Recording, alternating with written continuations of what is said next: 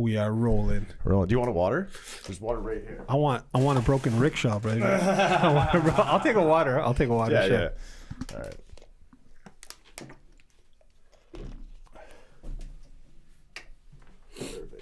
There we go. Okay. Welcome to Island Diaz Poddy episode. We don't really know. You know what I'm saying? But we got Blitz here. Yes, sir. It's been a long overdue, and I fucked up. Sinister, if you're watching this, I was meant to wear your shirt, but we got your artwork here. We got shout out to Sinister, man. Good shout dude, out to Sinister. Super talented. Oh, dude, what a legend! So funny. Awesome, dude. So man. funny. Yeah. So we met through Sunny. Through Sunny Benning. Yeah. Yeah. So basically, I did my album. One of my last albums was coming out. Sunny has a podcast called Sunny and the Six. Yeah. Check it out if you have time. And he was pouring us up Island Diaz. Boom. So me and my boy are like, man, this is really good. And he's like, dude, it's my boys. Take a bottle. Yeah. So I'm like, all right. So all of a sudden I added Island Diaz. I think I mentioned it, like I tagged Island Diaz. It was in his podcast. I remember listening to it. Something like that. And then you followed me back and you're like, yo, dude, you know, I do videos or whatever. And I'm like, yo, you know what? I shoot a lot of videos. At the time, you were shooting weekly, no? At the time, I was releasing weekly. Like so far from when I got out of the hospital, which we'll talk about. But in the last year and a half, I've dropped 50 music videos. Holy. And I got like another maybe like 20 or 30 just sitting on my phone. I'm always filming. Really, eh? So, yeah. And then because I'm always filming, I was just like, all right, dude, you do videos? I'm going to come through. Yeah. And I had done a project with Sinister and those other guys. Yeah. MD and Daku, right? Yeah. So I was like, all right, man, I got a song for you. Let's do this. And it worked out really well. And it worked out, man. And just magically, I named the song Limca. Yeah. And I mixed the Limca with the Island Diaz. You did it first? So I invented it. Oh, I invented it. Yeah, okay. Yeah. I thought when you brought it, you're like, I think it's gonna be good. But now you already had it. Okay. So what happened was I took when Sunny gave me the Island Diaz, I took it home. And I was like, yo, what can I mix this with? And I had some Limca at home. So I was like, yo, let me mix this. And I mixed it. I'm like, yo, this is really good. So I'm like, what would I name this? And I'm like, okay, you know, a classic drink is a broken down golf cart. So I'm like, what's a Indian version of that? Yeah, okay. So I'm like, an Indian version of a broken down golf cart would be a broken rickshaw. Right. So I'm what like, was the other name that you're playing with? Broken Rickshaw and then the Bollywood Boogie? Bollywood Boogie or something like that. Yeah. But yeah. So we decided to go with Broken Rickshaw. Dude, it really literally changed my life. If you haven't tried it, you should go try it. And by the way, this is what Limca looks like. This is what Limca looks like. So this is the Indian version of, here, I'll hold it. What is it? 7-Up? It's like Sprite or 7-Up, the Indian bootleg version of Dude, Sprite it's or hilarious, 7-Up. bro. I remember you dropped off a case to us. So it usually comes in a bottle that kind of looks like that. Yeah. So that's the Indian version of Coca-Cola. So this tastes like Coke. I think I've had this before. It's owned by Coke, yeah. Right. So why don't they just call it Coke? So basically I was doing some research and what happened was Coke was kicked out of India for competitive clauses or whatnot back in the 70s. Okay. So India invented Thumbs Up to, you know, as its version of Coke. Dude. And then when Coke re-entered the market in the 90s in India, they just bought it. And they just kept the cheers. Broken Rickshaw. That's crazy. Fire, it's crazy because it's almost like salty in a way. Yeah, that makes sense. Like it's like a 7-Up but salty. Yeah. I don't know. Yeah. It's kind of a weird thing to say, but it's like it's almost like you know margaritas when they have the salt. Yeah, it's rim? exactly like that. It's like that. It's like a margarita. Dude, this is fire. So ultimately, in the long run, I would love to like mass market this, you know? You have to. Now, do you think you would do Limca or would you just make your own recipe? You tell me. We're doing it with Island Diaz. Okay. Well, we got to get a hold of these guys, but they're impossible. Yeah. If you're watching this, give us some cases for 1, 2. Let's make a deal. Yeah. Because this shit is amazing. Would you add anything else into this? No, I don't think so. I mean, we can fool around. What about some bitters, like habanero bitters? Yeah, spiced up a little bit. Maybe. I'm like putting habanero bitters in anything. It's fucking awesome, dude. It's crazy, right? Dude, I could have 1,000 of these. That's the problem. These are awesome. Yeah. But like all jokes aside, look, I have nothing to gain by selling this to you, whoever's watching this. But if you ever get your hand on Limca and get yourself some Islandillas. It's called the Broken Rickshaw. I promise you, you will not regret it. It's really, really, really, really It's tasty. really good, yeah. We did a commercial for them too, or for it was for us. But so do we put this in a bottle? Is that where we're heading to, or a can? Or a can, one of the two. Now, do you market as an East Indian type thing, or you know what, man? So it's like funny, and all this kind of ties into my music. Is that South Asians are the largest minority group in Canada. Mm-hmm.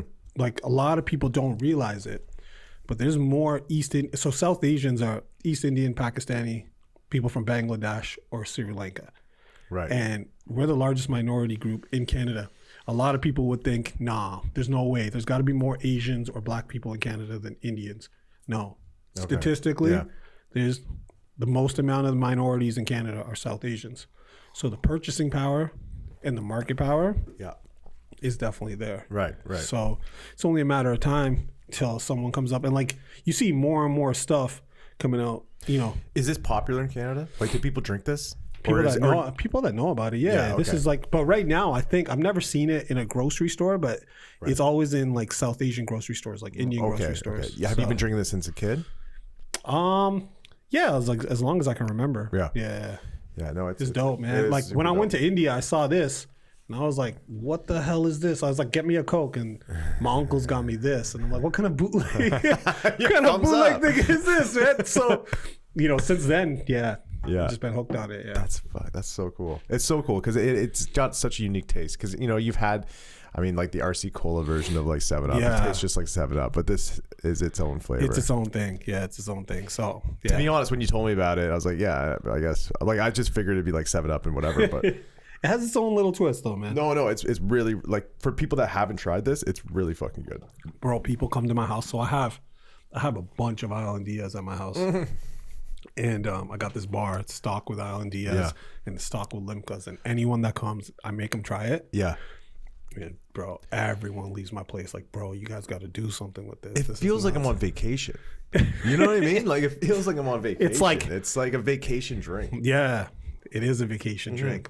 Yeah. Okay, we got to do something with it for sure. I think that's a smart idea because I also want to do some stuff with Sorrel with my boy Jordan. Right. Sorrel is like a Jamaican. That flour, the berry, and then they get here and then mix it with rum. But it's low percentage, so I'd like to do like a Jamaican thing, East Indian thing. Dude. So let's get into a little bit of the music side of things. So well, I technically have done a video for you. Yeah. Shortly after we did the Limca Broken Rickshaw commercial, which was really funny. Shout out Sinister. Yeah, shout out Sinister.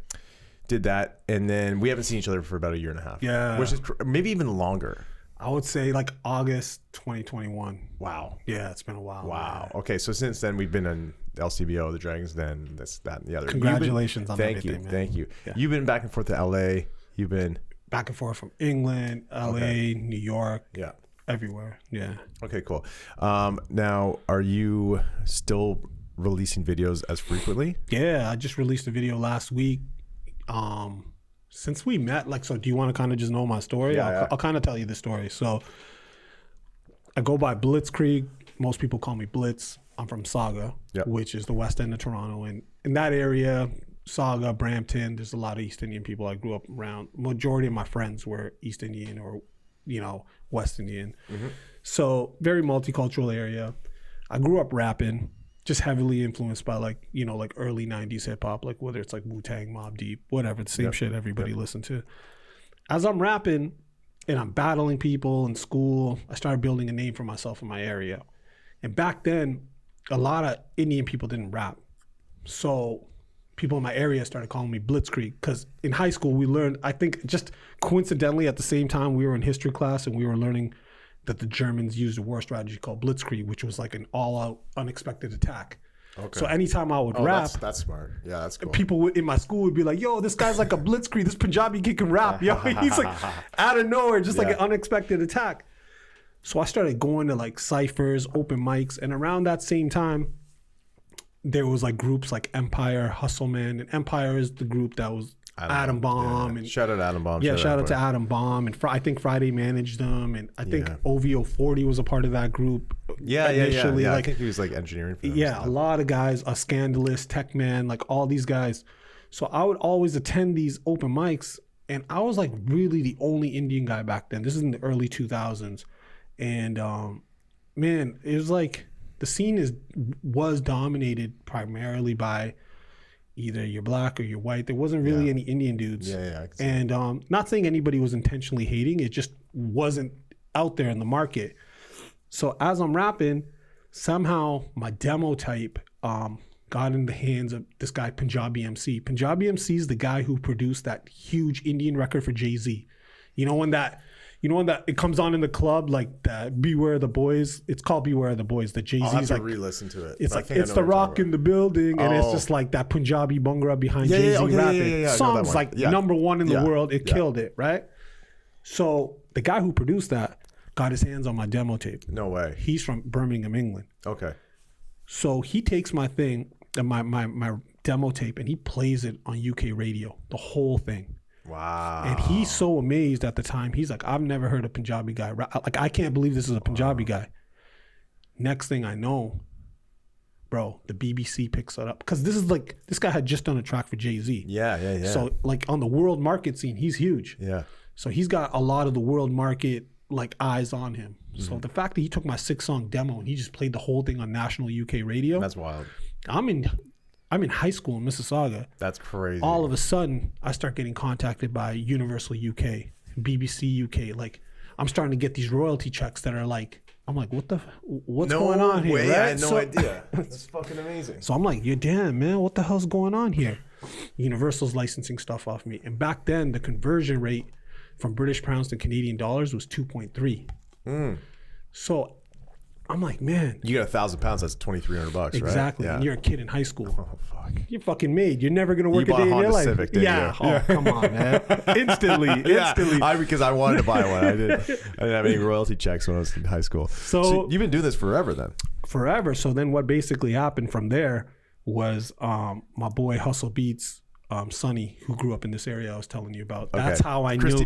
Christy Pitts. Yeah. That's kind of how I know, like who Empire is and all these guys are. Like, I don't know. I know Scandalous really well and I know Tech Man really well. Yeah. Adam Bomb, I know who he is. I'm not sure if he would know who I am, but like, I know all these guys and who they are because my friend lived here. Yeah. And so me and him were like, yo, listen, man, we're starting to get a lot of love out in the UK. Let's go out there.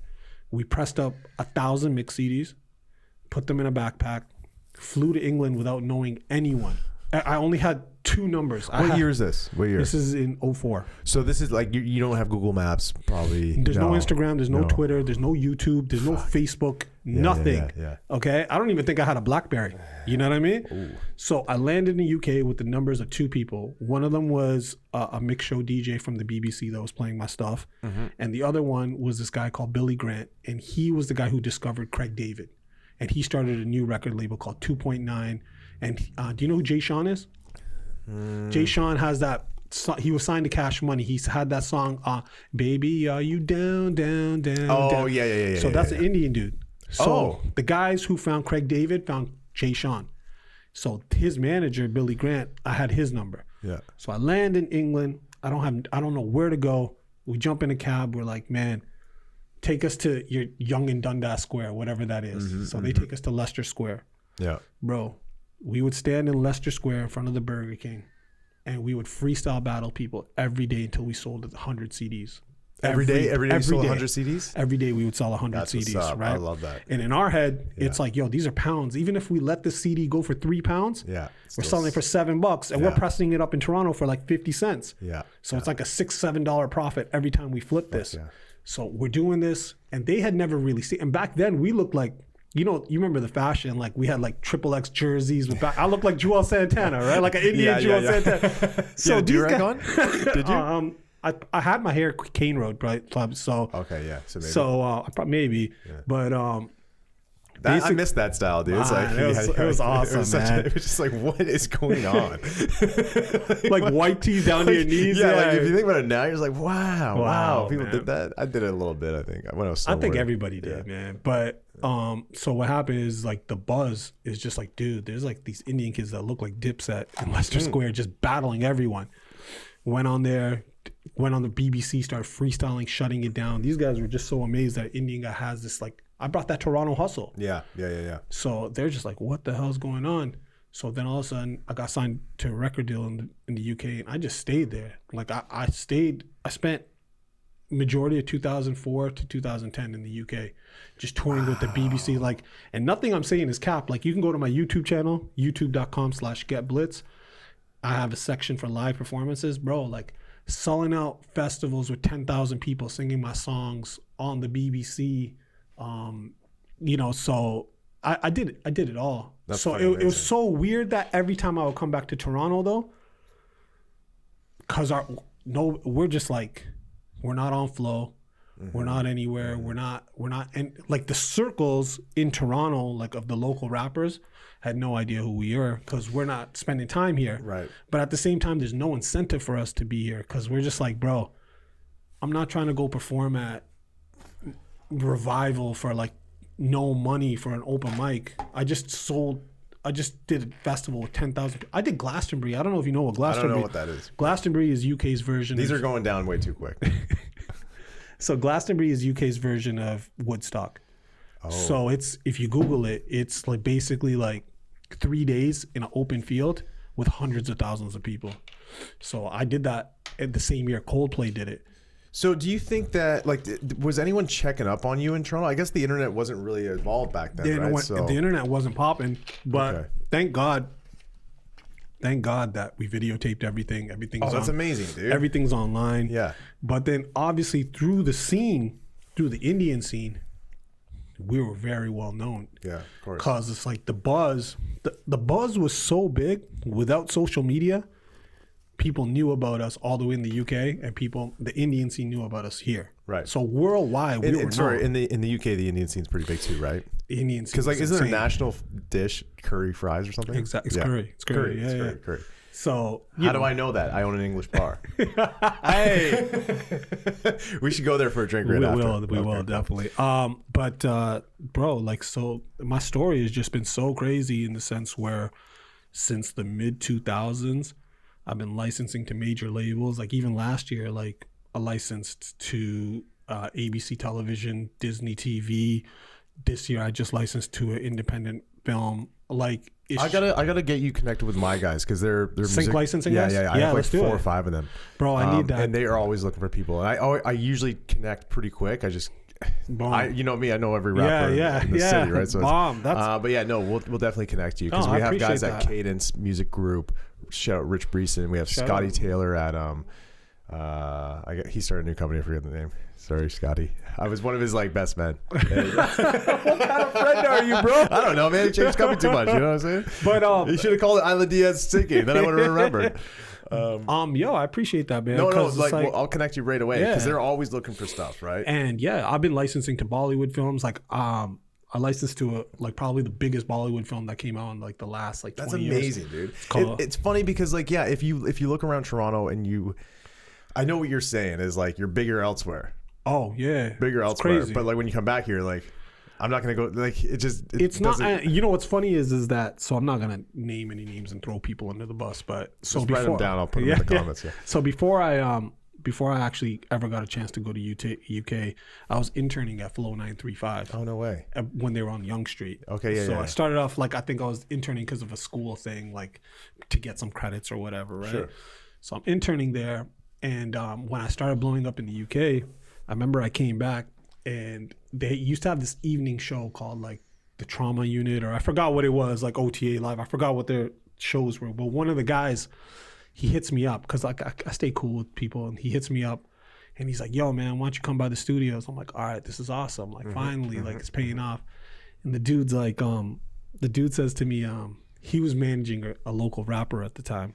And he says to me, man, yo, I'm really curious. Like, how are you getting all these bookings in the UK and stuff? Like, put me on. And I'm just like, bro, like, I came here, like, so what? You're not gonna play my music? Like, I'm here. So it was just like very like obvious, like, oh, I get it. Like, you're impressed by what I do, but you still won't play my music. Yeah.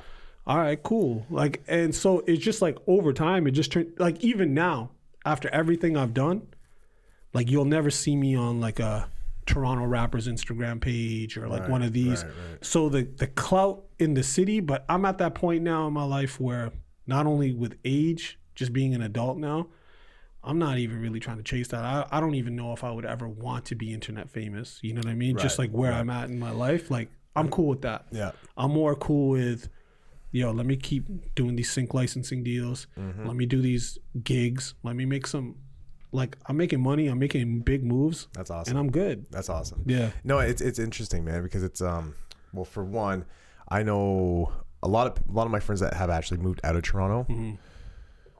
People knew them in the city, but they weren't really progressing here. And it's not to say that not that this happens to everyone, but like when you can see that, but then you go to LA and you make a couple bags, it's way quicker, right? So that story is kind of similar to a lot of people, I find. But with the city itself, who are you looking out for right now? Honestly, I'd be lying to you if I told you that like I keep up with specific names of people who are coming up or not. Like, I'm just I came up in the era of, I was heavily influenced by, I remember, did you ever listen to a compilation called Rap Essentials by Beat Factory? Yeah. That was like where Daniel had that song, Dear Hip Hop, I Love You Till like that. Monolith, like all that, Cardi, Choclair, like all that stuff was a very, very, like, I was looking up to those guys, Mathematic, and I did a song with Choclair. And I got that song signed to Universal India. I was sending, yeah, bro. That's you can go check it out. Like I got a Video Fact grant for like $30,000 to shoot the video. We shut down the streets. Me and Shock. It's called Can't Forget You. You can YouTube it. But with me and Choclair and matching Camaros racing through the streets. That's cool. Who directed that? It was Rome Crewin. Do you know Rome I think I've heard the name. Yeah. What do you think? Like one of my favorite rappers is Camouflage. Camouflage, Genghis Khan. Yeah. Do you have you ever met him, or do you work with him? So I don't actually know him. I know he works really closely with this Punjabi singer I know called Deep Jandu. And Deep is huge, man. Yeah. Deep is like 1 million followers, huge all over the world. So I know we know the same people, and I've been in the studio with him once through Deep, but I don't personally know him. I feel like you guys should do a track together. He's cool. A good dude, man. Like he can rap. He can rap. Dude. Yeah, he was signed to from what I remember, he was Raekwon. Man, shout out to Camouflage. By the way, shout out JD Era. He's gonna come on the Poddy at some point. Dope. But JD Era again. Like I think he's from the same area as Saga. He's from Saga, yeah. I'm from Meadowville, so I heard he's from Meadowville or Streetsville. So if that's true, but I never met him like during those times though. Yeah, he's gonna pop on. I've actually never met him in person, but like I started doing music videos when I was like 18, 19 in the city. So I know all these guys. Yeah. I've never worked with him specifically, but I've always known who he is. Like legend in the city, right? He can rap, man. Oh my God. He can rap circles around a lot of people. So. A lot of people.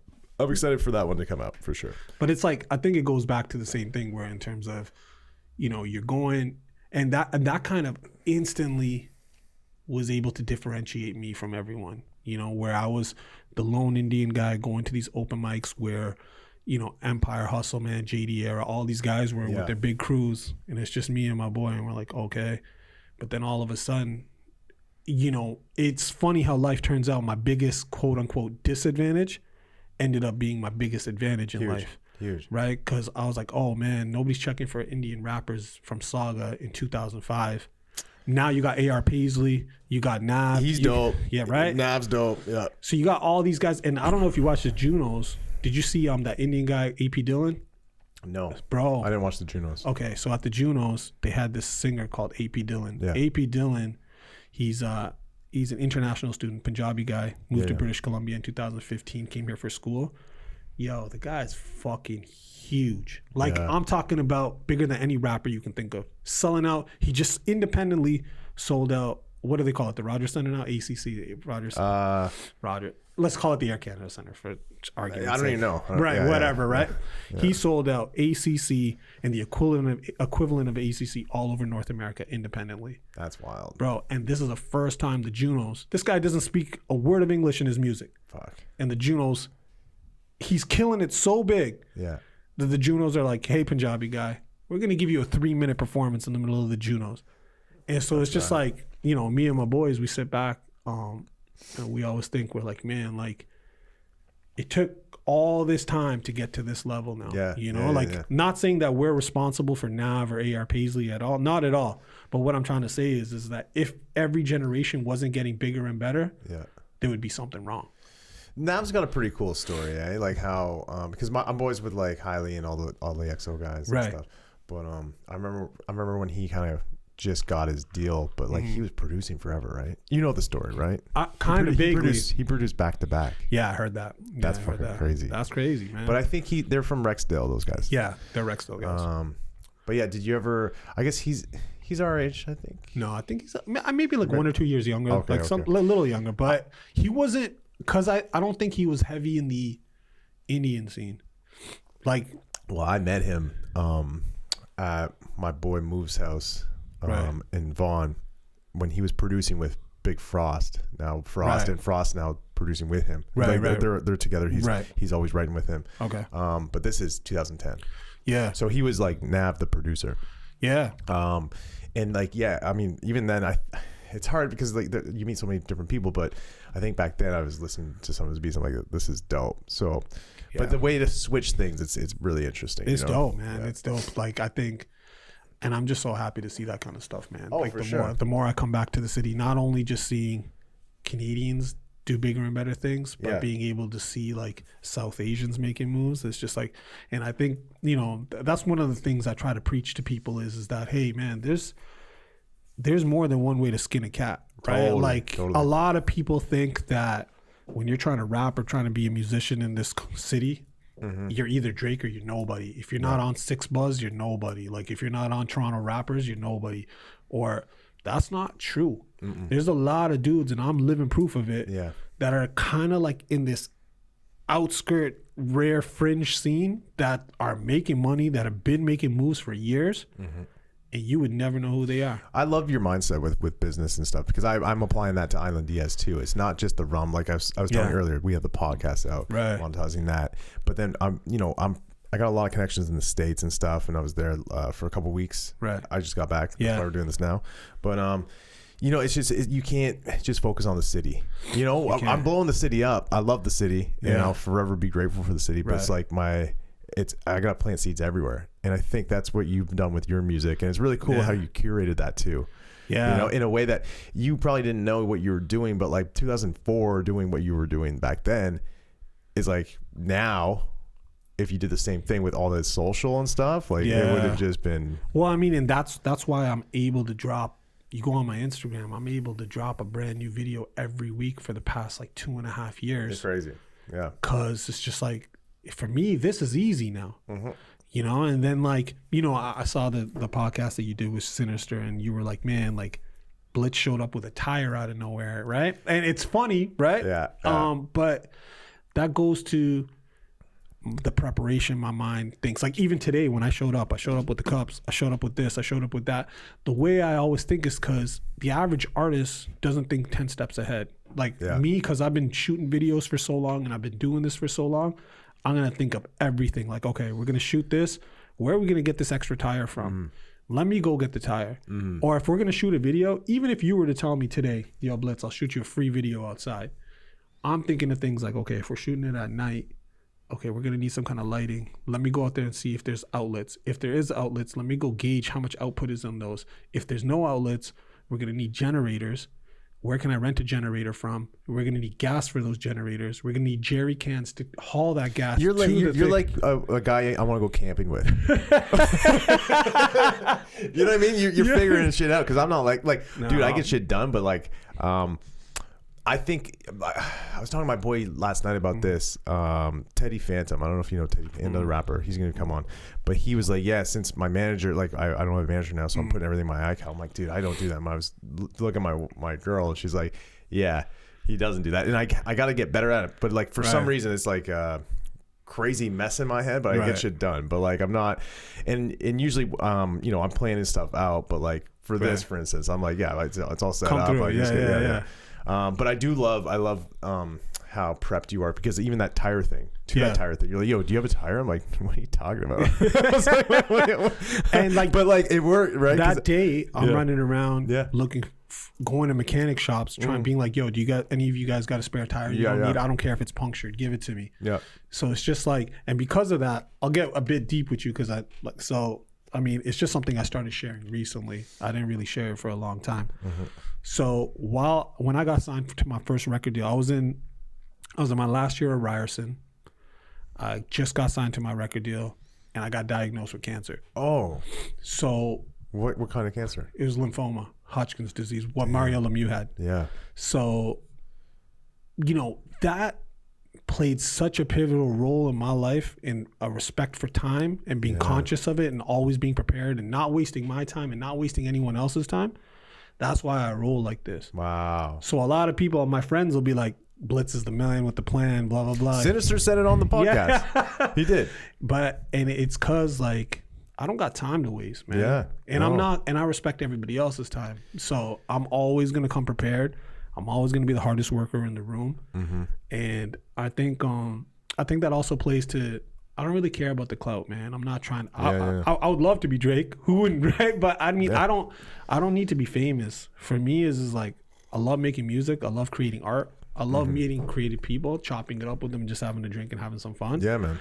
And if we can put something out, let's put stuff out. But I'm not gonna waste time. I'm not waiting. No, for man. nobody. No, I didn't know that, and I can sense that though. Like, with that, how'd you beat it? Did you when was this? Years and years ago, or this is like 12 years ago, 12, 15 years ago. Yeah, so 12. I had chemo, had radiation. Wow. Like they can't see it, but like I don't know if you can see the scar on my neck. Yeah, I see. Yeah, I had the lymph node. They had to cut the tumor out of my neck. Man. So it's just everything I do since then, bro. And like, that's why I don't accept excuses. I did that. Yeah, no, I feel you. I didn't drop out of Ryerson. I didn't stop recording my album. If you go back, this my first music video, if you go to my YouTube, and my first music video is called Juliet or Here. I don't have any facial hair in the music video. And anybody who knows me I always have a beard. Yeah. But I couldn't grow the hair because the radiation was on my neck. Yeah. It blasted the hair off. Like, I couldn't grow the hair.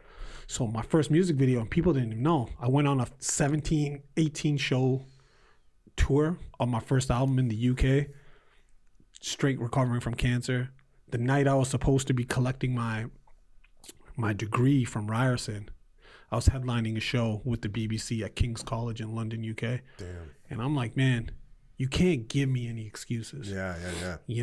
I don't accept excuses. I'm the same way. I mean, yeah, like, just get the shit done. Get the fucking shit done, like, man. Come on, dude. I'm on episode fucking 24. I'm not a podcaster, you know what I mean? But I guess I am now, right? Like, it's funny because, like, a lot of people, so many people have wanted to start something, and they just don't make that first move. My girl will say, she's like, yeah, I can't wait till, I can't wait, but like, she's like, when are you gonna stop hustling? I'm like, well, I mean, I don't know, but like, I kind of can't wait to stop at some point, because I've been hustling since I was a little kid, you know? So like, selling chocolate bars, selling whatever. Like, I think it's just in us, man. It is. But like, I even on a vacation, I'm just thinking of ideas to how to get some money, you know? Like, yo, those coconuts, I could probably chop those up and sell them back home or something. Dude, I went so 2 weeks ago, I think when we last connected, we were planning this out. Yeah. I went to Brooklyn, and I was in Brooklyn, and while I'm out there, I just randomly woke up and I was like, okay, yo, tomorrow we're shooting a video. Yeah. And I just made it happen. I shut down the streets, and I'm shooting videos in Brooklyn, and people are like, dude, you're here for like 48 hours. Yeah. How'd you squeeze this in? I'm like, bro, we same thing. I'm on vacation. I'm still working. Yeah. Like, it's gotta happen. It's funny, man. I feel like, are you an 86?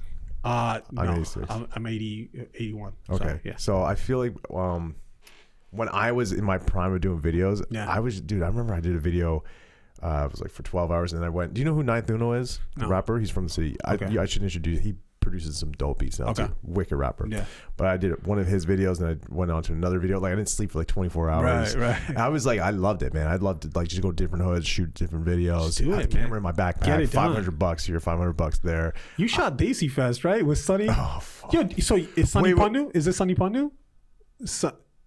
I don't know. They're all. You guys are all. You're like every guy's Sunny. Everybody's Sunny. Yeah. No, you know him, Satish. The guy who owns Daisy Fest. Oh, okay. I know him. Yes. Yeah. And I know the Sonny. I probably know the Sonny that you did the crane work for. Yeah, I do. Yeah. Okay. That was like his dad owns the business. His dad owns the business. And then Sonny, dude, what shout a out to trip, Sonny, man. bro. Sonny Pundu, yeah. Do you talk to him still? Yeah. I think he moved to Vancouver now. He's like very like, and he was developing houses for a bit. Like, yo, he's a hustler, man. He's a hustler, but he's like his energy's crazy, right? Crazy. He's just like he feels like he's all over. Like it's awesome. So that's so funny. I didn't know you knew that. I'm gonna be some Nardwuar shit. Did you ever skateboard? Yeah, of course. How'd you know that? I remember when I posted the Limca video. Martin Gouda. Yeah, Martin Gouda's my boy, man. Really? You know Martin? Yeah, like a little bit. Yeah. But how I met him is I was shooting. I had this gyro company for like the camera stabilization systems. Yeah. And I brought it up to Blue Mountain, and he's like very snowboarding. Yeah. So he was announcing, and I was shooting it. So I just kicked it with him for a bit. Bro, that's crazy. But he messaged me. He's like, "Yo, he was the sickest skateboarder." Yeah. I was like, "Really?" I'm like, "Really?" Like not to say that you were, but I'm like, "How the fuck do you know him?" So Martin and me, we grew up in the same area, which I think JD is from. I'm not sure. And I think I heard, I don't know if it's true, I heard Johnny Rocks is from the same area too, from OVO. I'm not. The worker outer? The worker out guy. But so yo, man, just the way we grew up back then, this is like, I was skateboarding. I played in rock bands. Really? I played guitar. I played drums. I've been in music my whole life, man. Crazy, It's just, I just love it. And Martin Gouda has like a zest for life, man. Yo, you know Manish too, right? Publicity. Is that my girl's friend's husband? My girl's friend's husband? Yeah. That came up. I forget how that came up. Yeah, my girl's always just like, how the fuck do you know all these people, right? And I'm sure it happens to you too. But. Oh yeah, he hit me up. He's like, yo, tell Hayden I said what's up. I'm like, how the hell do you know Hayden, bro? Yeah. He's like, yeah, my girl and his girl are friends. And I'm like, oh, shit, I met them at a wedding, I believe. Oh, okay. Something like that, yeah. Anyways, he's a good dude. No, it was funny because my girl's like, wait, do you know like East Indian rapper? I'm like, oh yeah. She's like, okay, yeah. Like, do you listen to him? Like, yeah. And then she's like, he's friends with my friends. I'm like, yeah, of course, yeah. Of course, yeah. That's like, what is that shocking you? No, okay, yeah, that's funny. And then so Sonny, that blew my mind that you knew Sonny. How'd you know that? So I was watching the Sinister podcast, and you were just like, Sinister had mentioned Daisy Fest, and you said, hey, dude, I was actually operating a crane for this guy named Sonny at Daisy Fest. And all of a sudden I remember.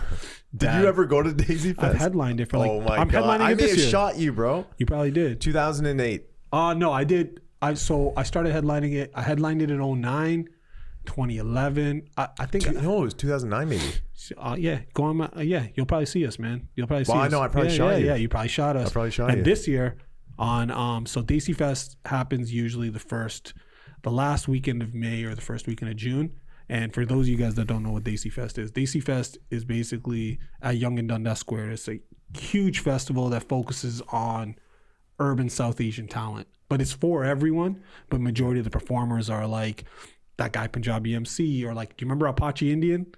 Apache Indian. Like, so dude, it's fucking insane. It's a big scene, man. A lot of people don't know. So we've headlined it multiple times, and this year, what they're actually doing is on Friday, June 2nd, they're doing a hip hop night, which I'm headlining. Dope. So follow me on Instagram at BlitzMusic1, and the details will be coming out really soon. But I'm gonna give you the details. Make sure you come out with us, man. Come on, sure. Yeah. Last time I was going to a huge fight, so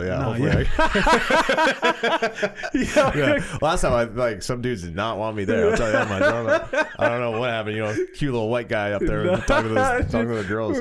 Yeah. Yeah, they did not like that. Bunch of drunk Indian dudes, right? Oh, fuck, bro. With the fire in their eyes, too. Yo, you got to tell them, give them a broken rickshaw. Yeah. I've become part of the family. You're like, yo, I'm cool with Limca. I'm cool with Hey, you guys know what Limca is? Yeah. I'm cool with obscure Punjabi rappers and Limca. Yeah, bro, I know what Limca is. Like, be the whitest guy in the world. Yeah. You guys ever heard of Limca? Yeah.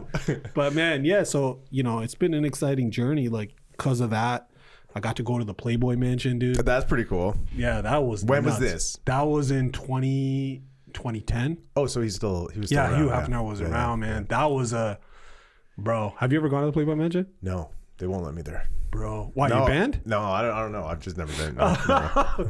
Dude. Yeah. So I'm not going to say how we got invited, right? But so we get invited to the Playboy Mansion.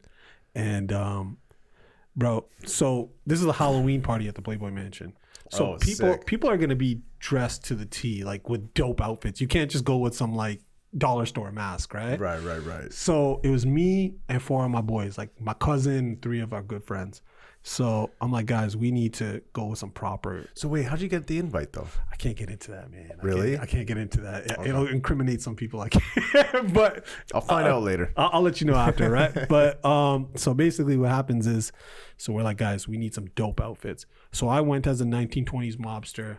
My cousin went as like a cowboy. Again, thinking way ahead, because I just would have gone as myself. Or no, or maybe I just go as Hank the Hunk or something. Yeah, right. And so my cousin goes as like a cowboy. My other cousin goes as like Jack Sparrow. Oh, sick, yeah. But yo, check this out, right? So we buy these our outfits are dope. We spent a lot of money on it, but the guns are replica guns that look real. Okay, so now here we are, a few years removed from fucking 9/11. Okay, right. A bunch of Indian guys show up. Okay, one of my boys has a turban. Okay, oh no, with the beard and everything. Right, we show up checking into an American Airlines flight. Right, with a bunch of fake guns. Oh no. With a bunch of fake guns in our suitcases. A white guy around, dude. I would have told you guys. We needed a white guy, right? So we're checking in the bags, and for some reason, once again, just like my spidey sense goes off, and I go to the guy behind the counter. I'm like, "Hey, bro, there's not gonna be a problem, right? We got like a bunch of like prop guns in here." Yeah. He's like, wait a minute. He just stops the conveyor belt thing, right? He's like, yo, wait a minute. He calls his buddy. He's like, yo, Joe, come here for a second, right? Yeah. He's like, these 5 Indian guys got a bag full of fake guns that they're trying to check into the American Airlines flight. And these guys are cracking the fuck up. They're like, are you guys stupid? Yeah. And I'm like, whoa, my God. So now they've all gathered behind the counter and they're laughing because they're like, bro, you guys are going to get arrested. Like, what are you guys doing? Right, yeah. And I'm like, bro, these guns are expensive, man. Like, we bought them from the prop store and stuff. They're like, okay, well, you got an option. Either you can fucking throw them out or we're going to arrest you. So which one did you take? So we're in the Don jail. Fast forward. No, I'm joking. So we threw the guns out, but we went to the fucking Playboy Mansion. So when you go to the Playboy Mansion, I guess there's different levels, but the level we were at, we couldn't just drive in there. Right. So they sent us a random address, okay? And they're like, be at this address at this time. And we take an Uber or whatever, we get dropped off at this address. And it's just a random, like we're looking around and we're like, man, this is just a random corner. Where the fuck are we? There's an above ground parking garage. Mm-hmm. So we're like, this has got to be it. We go to the above ground parking garage. There's a piece of paper, says like something like this way to the party or whatever. Okay. Bro, we start going underground in the above ground parking structure, right? We go to like the sub or the second, like second or wait, third in floor. the Uber, or you guys are walking? We're walking now. Okay. We're walking. We've gotten out of the cab or the Uber or whatever it was. So we start climbing the steps down. Mm. We open the door, and there's fucking hundreds of people dressed up, like in this sub-level parking garage, and there's party buses. Just checking your ID to see if you really got the invite, and letting you on. And they fucking let us on. And that's the only way you couldn't drive your own car into the gates of the Playboy Mansion. Bro, we go in there. Bro, Tiesto was DJing. Flo Rida was performing. Paris Hilton was there. Eve was there. We're like, dude, what the fuck is this? Like, rich people stuff. It was, It's crazy, right? It was crazy, bro. That's LA though, man. Like, I've been some wild. I used to live there for a bit, right? Right. I've been in some wild ass shit where, your phone is like just checked at the door. Yeah.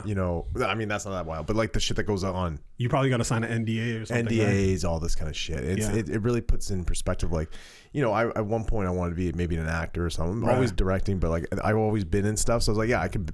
I have a feature film that I'm in. I don't know if you've seen it. The film student movie. Oh, okay. I'll send it to you. Yeah, it's dope. So I directed that with TJ Derry, and we're both in it. Right. So I always saw like me maybe being an actor and stuff. But now I'm looking back at it, and to see how fucked up like the celebrity, like you were saying, the clout thing. Yeah. Like, dude, people are doing anything for anything. Bro. It's fucking weird. And LA's weird, dude. It's not real, bro. It just, real. You know, it's the scenery, like the palm trees and the beaches are beautiful. But like once you start getting into like mingling in the industry and stuff, you're like, man, I don't want any part of this. This is not real. These people are out to lunch, a lot of them. Yeah. But it's even here. Like, I'll tell you, like, I find like money, people that grow up with like a large amounts of money, they're not in touch with the common man or what the hell's going on. I had this one guy. Did you grow up with money or no? No, man. Neither did I.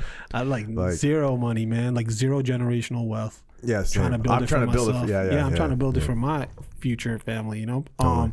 So there was this guy, once again, I'm not going to name any names, but there's this very big businessman in Toronto, and he wanted to invest in me. Well, his son wanted to invest in me, right? Okay, cool.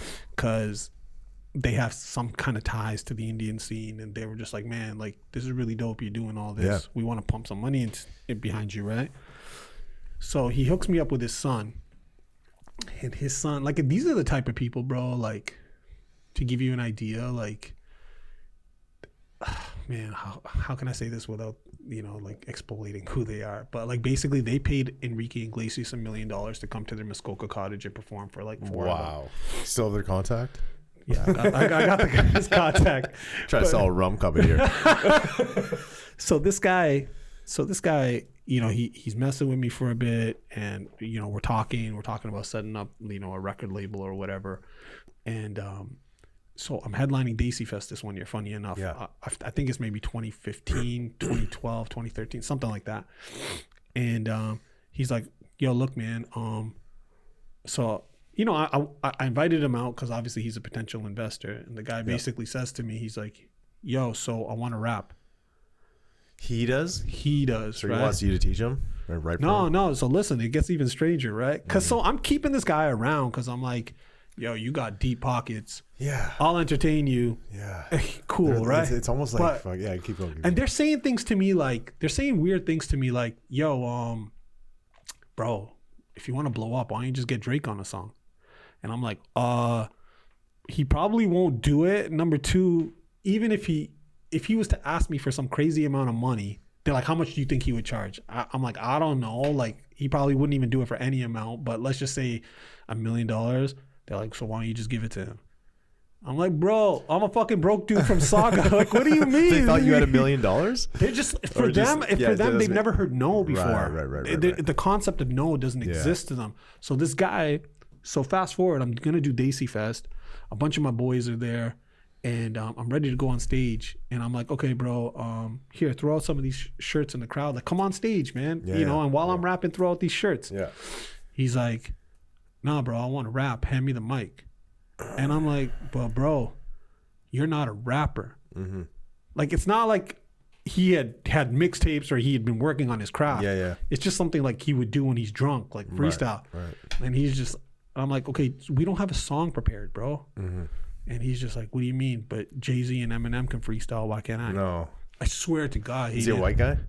I'm not even going to get into this. Right? He's a white guy for sure. I'm not going to get into this, right? But in his mind, he's just like, what do you mean you're not willing to stop this show? Like, you've been to Daisy Fest. There's like 5,000-6,000 people in the crowd there. It's young nuts, and Dundas, bro. right? It's energy the whole time, too. The whole time. Crazy. So I'm like, yo, you want me to stop my set in front of like thousands of people, give you the mic, we haven't rehearsed anything, and just let you freestyle? And I was just like, my boys are like, dude, get this guy the hell out of here. And at that point, I was just like, bro, I don't even want to take your money. Like, you're delusional, bro. Yeah, man, the internet's got me fucking all shook up. No, man, like I'm terrified of rich people, to be honest.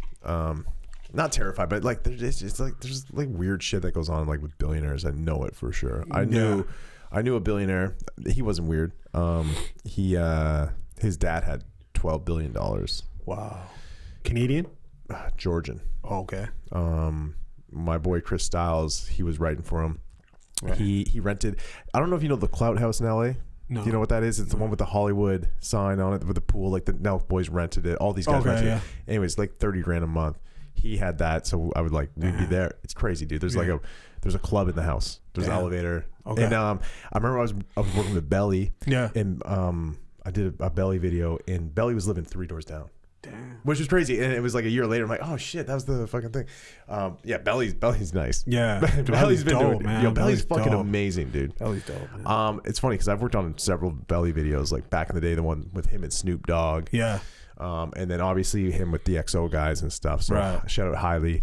Hailey brought me around with when he was directing some stuff. Me and him would do some videos. But yeah, anyways, this Georgian dude, like fucking so rich. Yeah, like he threw a party, 4th of July party. Yeah, and like Jason Derulo was there, and bro, fuck, I mean a bunch of the other fucking guys were there. Yeah, Zendaya. Wow. Yeah, I was like hanging with Zendaya. Wow, man. And it's just like these people, like celebrities are just celebrities. They don't give a shit really. Yeah, right? Yeah. They're so rich, so rich, right? Yeah, it's fucking nuts though, dude. Anyways, yeah, with LA, that's just kind of the LA thing, how you described it, where you can't even drive into these places. No, yeah. It's just, I don't know. It's fun and cool and stuff when you're young, but now I'm getting older. I'm like, yo, it could get sketchy real quick. It gets mad sketchy, bro. And like that same rich guy, one day he calls me, and he's like, yo, bro, I'm gonna go out to LA. They have a home in LA, so he's just like, bro, I'm gonna go out to LA. You want to go? And I'm like, how are we gonna get there? Typical poor guy questions, right? Who, what, when, where, why? What's going on? He's like, we're gonna take my dad's company jet. Wow. And his dad does have a jet. Like, this is how rich this guy is. So I'm like, okay, how long are we there for? And when are we coming back? He's just like, I don't know, bro. We'll just play it by ear. And he's just like, yo, like you can come back anytime you want. I'm like, yo, bro, that's not the way this works. Yeah. Right? Yeah. I'm broke. Yeah. I gotta go sell 100 CDs right now, dude. I'm like, yo, bro, I got work. I got responsibilities. Yeah. Like, I need to know how many days we're going for, and I need to know that you're gonna bring me back. Yeah, right? 100%. This is like a while ago. So when I was like a kid, so I'm like, bro, like, but they just don't get it. Yeah. They're just kind of like, whatever, man. Like, yeah, jump on my jet, come back if you want. Like, yeah, you're just kind of like, hello, I'm a regular person. Like.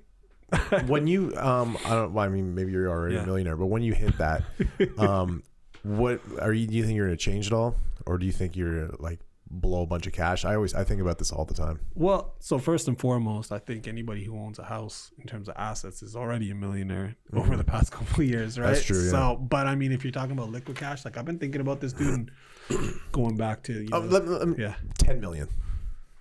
I don't even care for it, bro. No. I already think I'm rich, like in terms of like just waking up every day and being healthy. Totally. That's I don't strive for that. Like I used to wear like jewelry all the time, and like I had gold bangs when Wu-Tang was out with like diamonds in the mouth and shit. Yeah. But I remember the day I got sick, I gave it to my mom, and I was like, yo, get rid of this stuff. Like put it in a safety deposit box. Like this means nothing to me. Yeah. You know, it's so I ironically, shameless self-plug. So we have a beads company. So all these beads I wear, we make them. It's called Revive Beads with a Z. You can check it out on Etsy. We're moving a lot of units, but that's cool. Like bro, like I don't chase monetary success. I don't chase things like that. Like anytime like I'm out, I have this joke among my friends.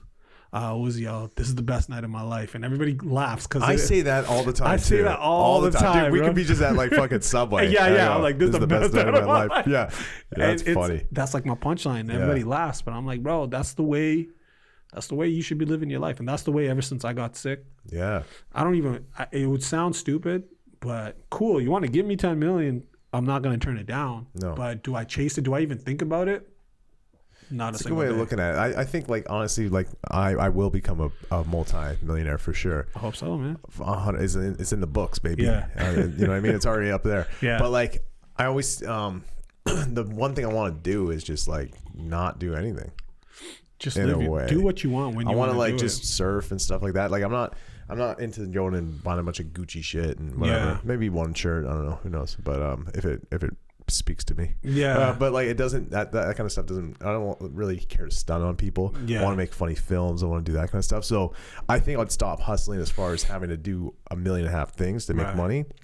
but I'd probably just get into like doing comedy films again because I like doing that. You would hustle, but you just wouldn't be hustling to pay the bills anymore. Yeah. See, everything I've started, I've always had to put my own money into. Right. Yeah. Other than, I mean, Island Diaz, me and Chris Jacks and Iqbal, we put our dough in, but now we have investors though too, so that's kind of cool. Right. But like, shout out our investors. But as far as like, yeah, like I just want to be able to relax and be like, yo, I want to do a film a year. Yeah. Like a fucking hilarious film.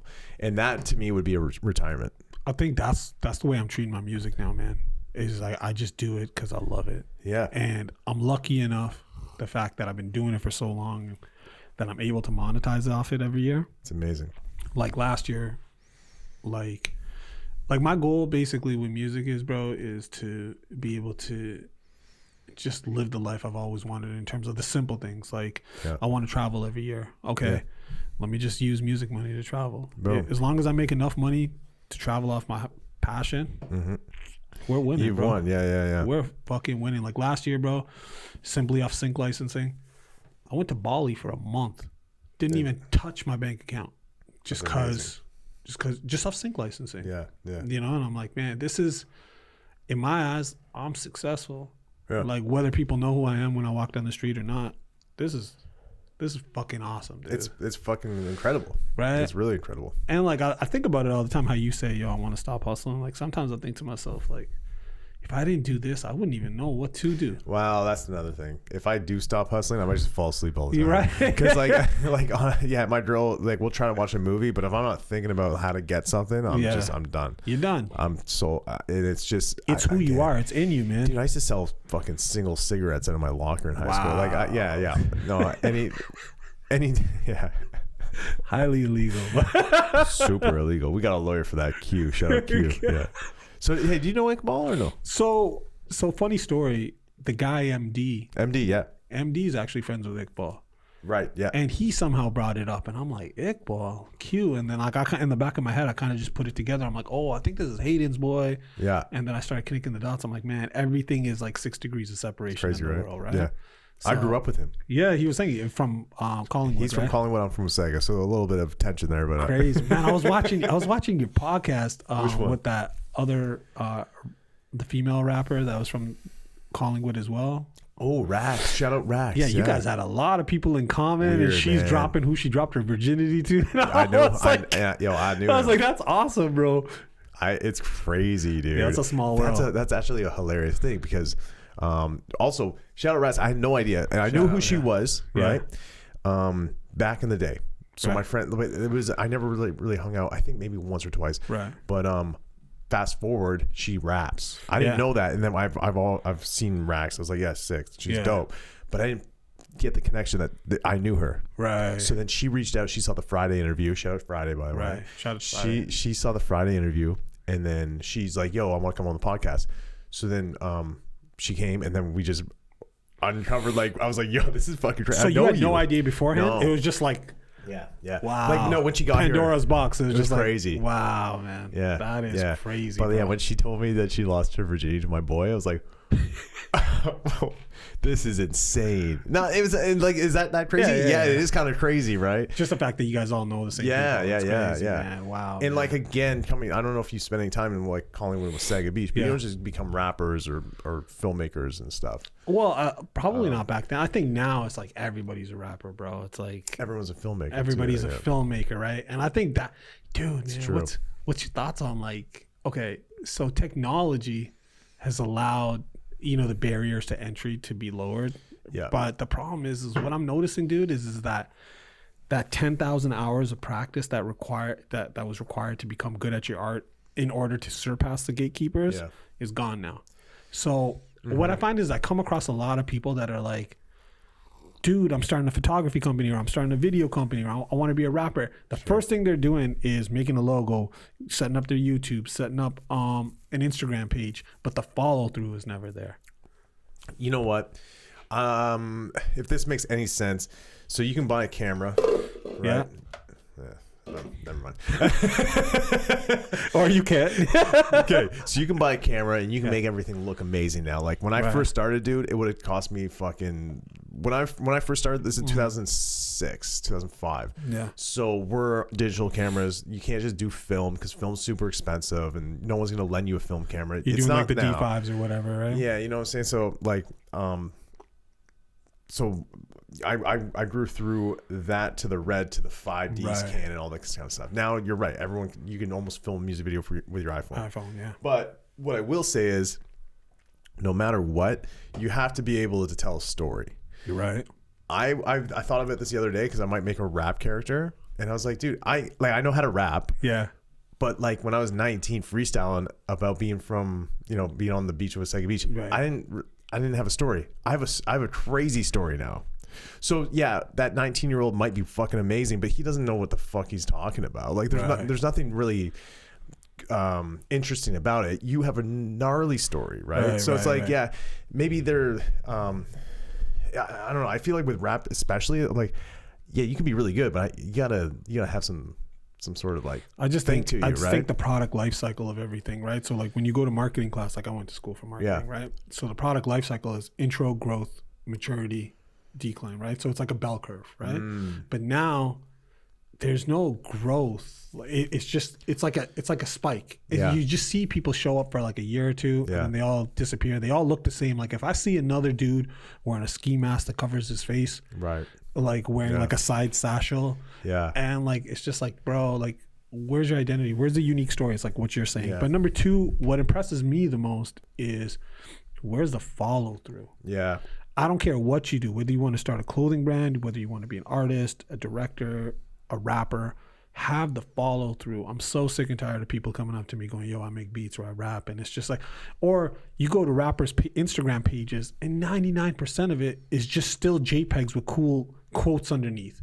Yeah. But you're like, where the hell is the music? Well, you know what? To that point, though, it could be almost just weed them out, right? Like, yeah, there's more of them, but like there's also more people that aren't just going to go and do it. Yeah, so the problem is, bro, is that I guess we're just from a different generation. A lot of people are fooled. Like, so when you watch a lot of these rappers that are coming out of the Six or coming out of anywhere, first of all, bro, if you're verified and I have no idea who you are, that blue check is fake. Yeah. Okay. Yeah. Number two, if I don't know who you are and you have like 400,000 followers, I'm a detective, and there's a lot of people like me. What I'm gonna do is I'm gonna be like, oh, okay, this person's on Hayden's podcast. Let me click on their profile. Wow, they have 300,000 followers. I don't know who this is. Maybe I need to know. Yeah.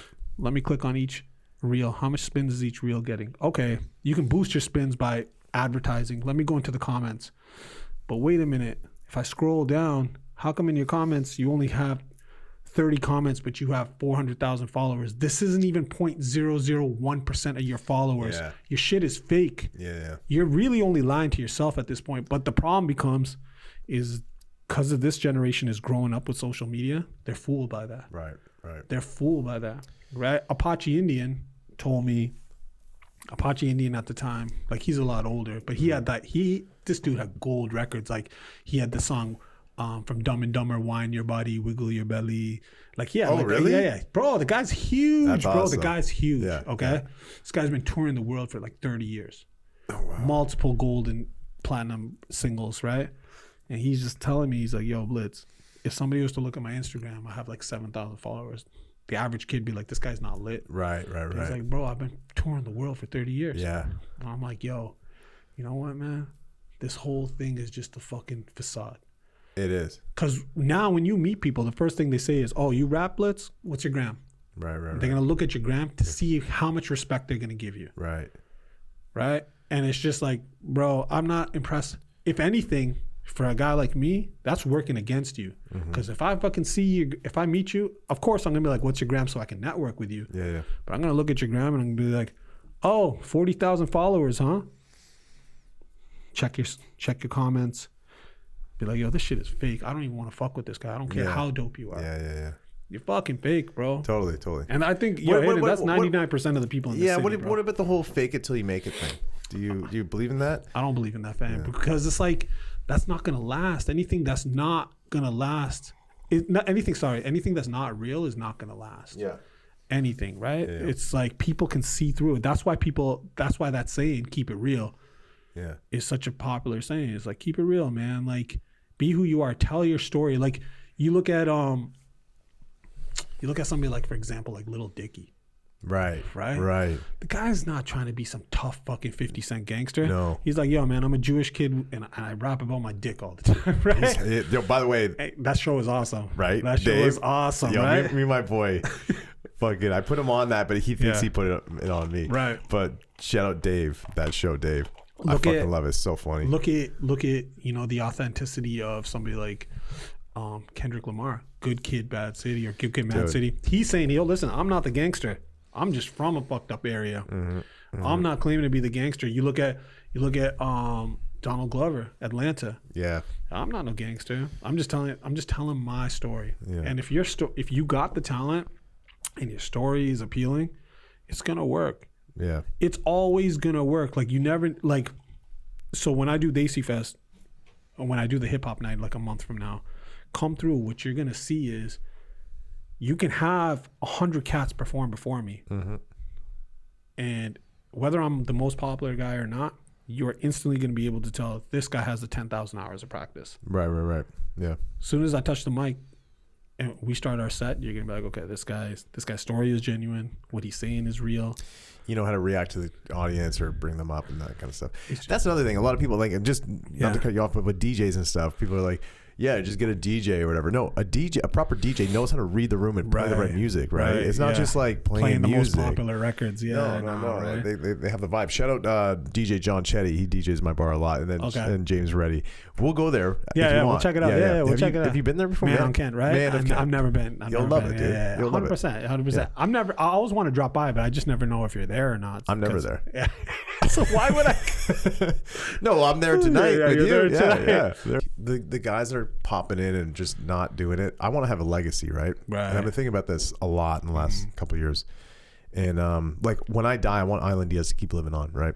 Whether we sell it or not. No matter what my boy said, my buddy said, no, he was like, dude, you realize that when you're gone, Island Diaz will become like maybe we'll call it a Hennessy or a Bacardi or something. Whatever. He's like, it's going to live on after you. And that's heavy, man. That's man. Crazy, right? So your music is going to live on forever. Yeah, it's out there. That's the best way, man. It's out there. It's the same thing with your films. Yeah, everything we've ever filmed, it's gonna live on, man. It's crazy, right? So it's I don't know, like especially getting a little bit older. I'm just like kind of like I'm just like appreciating things more. I was just like tunnel vision of always just trying to get shit done forever. And I still am, but now I just I stop and I think about like how blessed I am to have this life too, like I've experienced some crazy shit, right? And as you have too. So that's why I'm like, no matter what, that 19-year-old that comes out, I don't want to listen to him. He hasn't done anything cool. I mean, maybe he has, but like probably not. Like I want to listen to a 40-year-old dude that's gone through some shit. I think and this is the first time we're seeing hip hop age. Yeah. Right? Because hip hop's 50 years old this year. Okay. Yeah. So this is the first time we're seeing rappers like Nas, Jay-Z, like all these guys are in their late 40s or 50s now. So this is really the first time we're being able to see, okay, what does a 50-year-old man rap about? Yeah. Well, I mean, look at Nas. Nas did something about he's been doing the albums with Hit Boy, right? Yeah. And he's like, someone asked, why are you doing them with Hit Boy? He's like, because he kind of keeps me young. Yeah. Keeps me on my toes. Yeah. Which is cool. But man. Also Hit Boy's a fucking legend already. Hit Boy's a legend, man. Yeah. I think it's just really cool how we're watching all of our legends and idols like really age, and we're getting Jay-Z's rapping about being a father, Jay-Z's rapping about acquiring businesses or property, or an album like 444 where the man's rapping about an affair he had behind Beyonce's back, right? So it's just like these are grown people concepts, and it's just like, yeah, you're right. I would totally rather listen to that than the young dude with a ski mask over his face, just talking about shoot 'em up, bang bang, and that's cool. There's a time and a place for that, but and there's a market for that, clearly, right? And that's kind of one of those things where we as the oh shit, we got 3 minutes left. Holy fuck. Well then, okay, but no cap. I was just saying, I think it's a beautiful thing that we're watching hip hop age, and then this is the first time we're really watching our idols talk about things that grown people can relate to. I got two things. Shout out Leisure Department. Nice. Shout out Storyteller Logger. Shout out Limca. Shout out Island Diaz. Shout out Revive Beach. Shout out to Foreign Language. Follow me on Instagram at BlitzMusic1. Follow me youtube.com/GetBlitz. Friday, June 2nd, come watch me headline Desi Fest Hip Hop Night. The details will be on my Instagram. Brand new video every 2 weeks on my Instagram. 50 so far, another 50 coming. I love that. One thing, we have 1 minute left. Right. Is there any politics in East Indian hip hop? Like, you know how the politics are going around the city? I guess so. Like, yeah, I mean, there's politics in everything, right? There's politics in everything, but you know, just keep your head down and keep working hard, man. The dude that passed away last summer, Sidhu Moosewala. Yeah. Did you know him? Like Nah, I don't know. I mean, I consider him more of a singer. Like he sings, but I mean, that's a totally different thing. Like I rap, bro. Yeah. Like I rap in English. I just happen to be. So what I try to tell people is, I'm not an East Indian rapper. I'm just a rapper that happens to be East Indian. That's kind of like the Big Apple. I'm not a rapper. I'm just a hustler who knows how to rap. You remember those shirts? Whoa, I worked for Big Apple. Really? This is another podcast coming up. Yeah, I got to get him on here. That's crazy, man. Big Apple legend, bro. I remember those shirts, man. I always wanted one. I never got one. Yeah. Wow. Well, I'm going to hit him up, though. Man, it's been a pleasure. Thank you for having me, man. Thank you so much, dude. Man. Bringing the Limca? Always, we drank half the bottle of Limca? Broken rickshaw. Try one. These things are insane. It's like a whiskey Combine sour. these two and try one at home. All right? There you go. All right. Thanks so much. Thank you for coming. Tuning in, I think. Yeah. Boom. Peace. Dude, that was great. That was legend.